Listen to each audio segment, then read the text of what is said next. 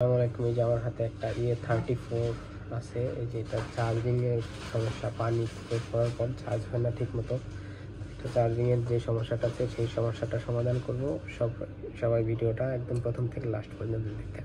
Samsung A346E, এই যে পানিতে পড়ার পর চার্জিং হয় না। তো যদি আপনার কাছেও এরকম সমস্যা হয়, এই যে দেখতে পাচ্ছেন আমি যদি চার্জে বসাই, চার্জে বসানোর পরে যে জাস্ট এই যে এরকমের সিম্বল এসে যদি দাঁড়ায় থাকে, যদি চার্জ না হয় বা এই যেখানে যদি ওয়াটারের দেখায়, তো আপনাদেরকে আমি সলিউশন দেখাইতেছি সেটাকে কি করতে হবে। এই যে স্যামসাং A34,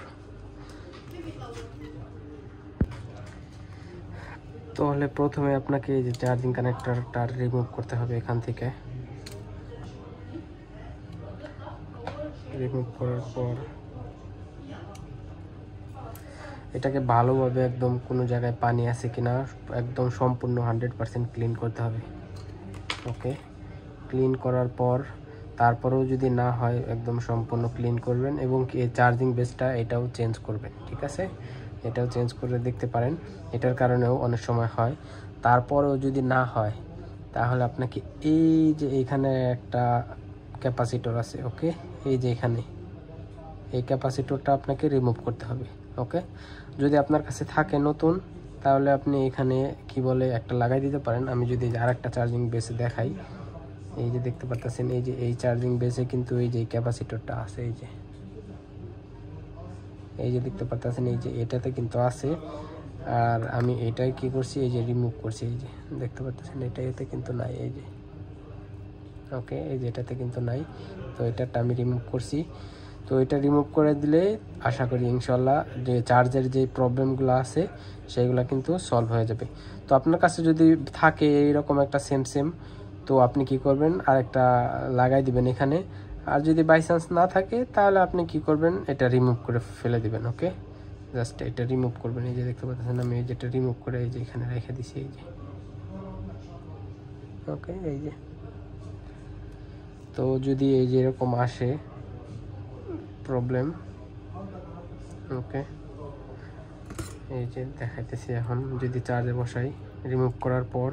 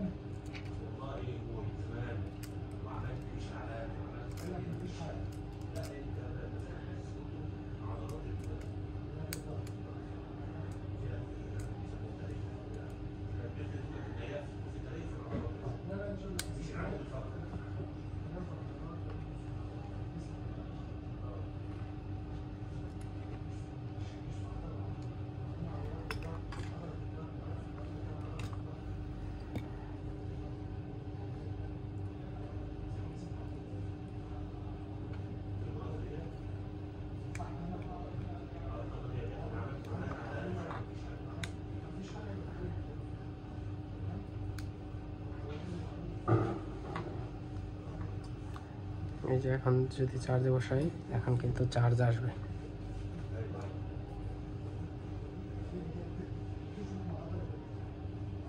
এই যে এখানে যদি ওয়াটারের অপশন দেখায়, ওয়াটারের অপশন দেখাইতে পারে, দেখতে পাচ্ছেন এখন কিন্তু চার্জ হইতেছে ফোনটা। আগে কিন্তু জাস্ট এই যেখানে এসে দাঁড়ায় থাকতো প্রথমে যখন আসছে, আর এই যেখানে ওয়াটারের চিহ্ন দেখাইতো। ওকে, তো এরকম যদি আপনার ফোনেও আসে তাহলে আপনি এই যে আইসি যেটা দেখছেন এখন কিন্তু ফোনটা চার্জ হইতেছে, এখন কিন্তু সব কিছুই ঠিক হয়ে গেছে। তো আগে এই যে এখানে ওয়াটারের চিহ্ন আসতো, আবার দেখাইতো কেবল ব্রোকেন, এই যেখানে এটা এসে দাঁড়ায় থাকতো। তো আশা করি এখন এইটা আপনার জন্য গুড একটা সলিউশন হবে। তো আমার ভিডিওটা যদি ভালো লাগে অবশ্যই যারা মোবাইল রিপেয়ার করে এরকম সমস্যা আছে তাদেরকে শেয়ার করে দিবেন। ধন্যবাদ সকলকে, আর চ্যানেলটা অবশ্যই সাবস্ক্রাইব করবেন। আসসালামু আলাইকুম।